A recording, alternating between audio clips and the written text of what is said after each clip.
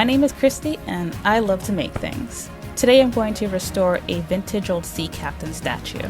It's estimated to be from the 1970s, originally from the Holland Mold Company.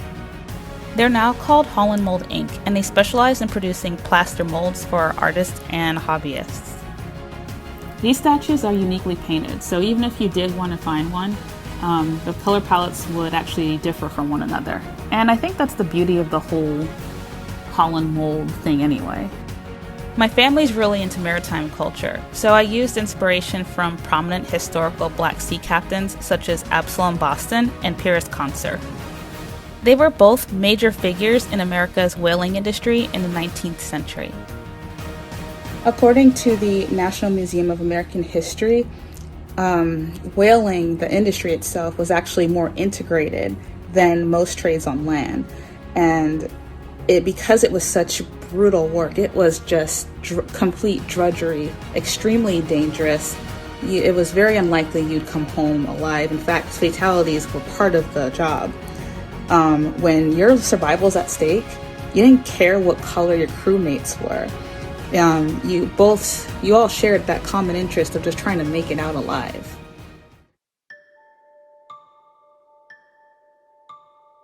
My dad originally found him in an antique shop in Norfolk, and he asked me to restore him after literally weathering many storms behind his house. The first thing I thought was that turtleneck has gotta go. So I took some inspiration from lighthouseman statues that I really liked. I thought about really focusing on combining a navy sea jacket with white or khaki pants. Paint can get pretty expensive, so I'm not using anything special. I decided to just use some Liquitex Basics acrylic paint and an acrylic spray sealant to protect the finished look. I started with a general base coat to hide imperfections and even out the colors of the statue. But as you might be able to see, I'm creating dimension by roughly layering several shades of similar colors.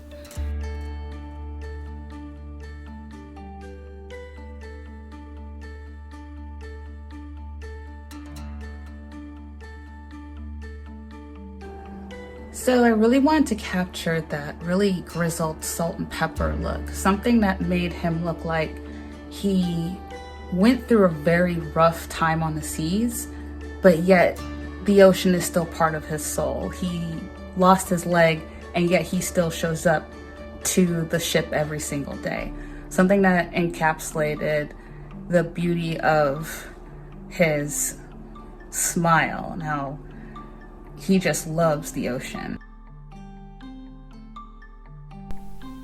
So I was trying to figure out how I was going to decorate the turtleneck, and I came across this particular statue with this really cool knit pattern. I wanted the sweater to have tons of dimension, so I figured I'd use several different colors in order to create the exact look.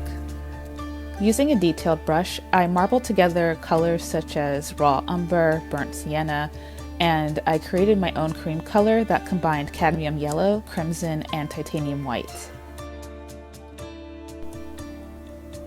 I don't like to just use colors straight out of the paint tubes. You actually get a wonderful color spectrum when utilizing certain basic primary colors. Here I didn't want to rely on the shadows that the statue would naturally produce when put into sunlight or in front of any other light, so I created some more dimension by lightening up the sweater toward his neck, and then by his belly I'm adding darker colors so that he looks more three-dimensional.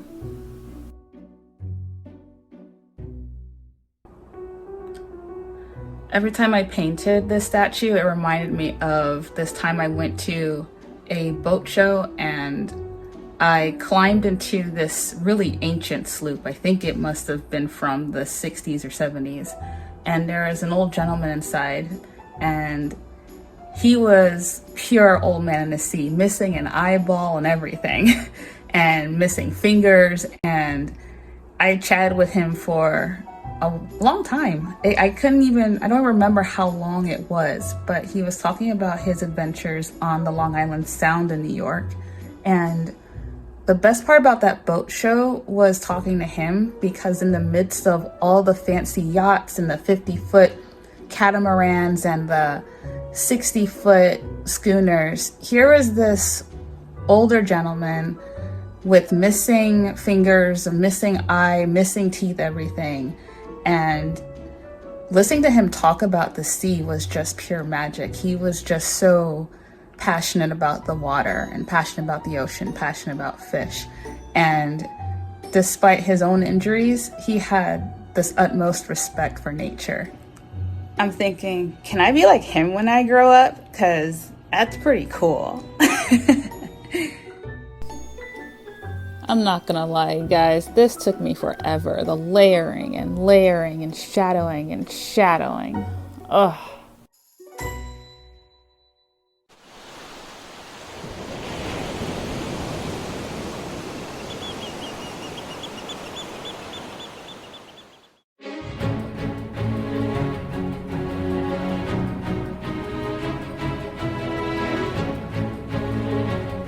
I didn't want the knit pattern to look convoluted, so I'm using raw umber here in order to make a distinction between where the V-shaped knit pattern will begin and end. Personally, I love fisherman sweaters, and I thought this one would look really cool if I combined all the different types of possible wool color combinations and just took my time to create kind of like this variegated look. And I started with some of the lighter colors on the top and made sure to focus the darker colors toward the bottom of the sweater. This way it looked like that there was some shadowing still going on.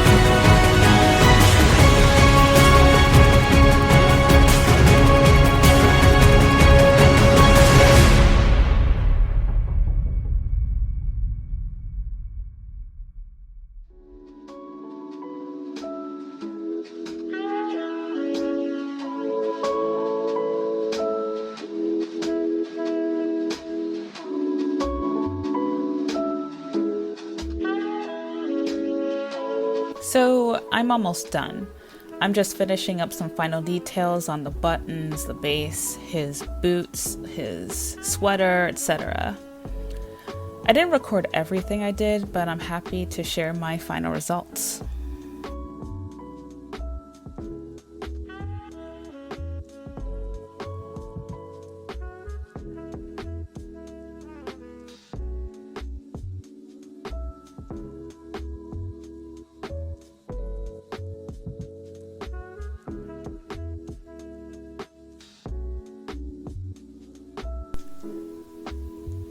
And here he is. What do you think?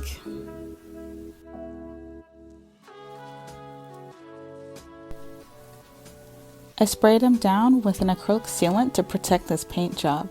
Overall, I'm very satisfied with his final look. He looks like a hardened yet gentle grandpa.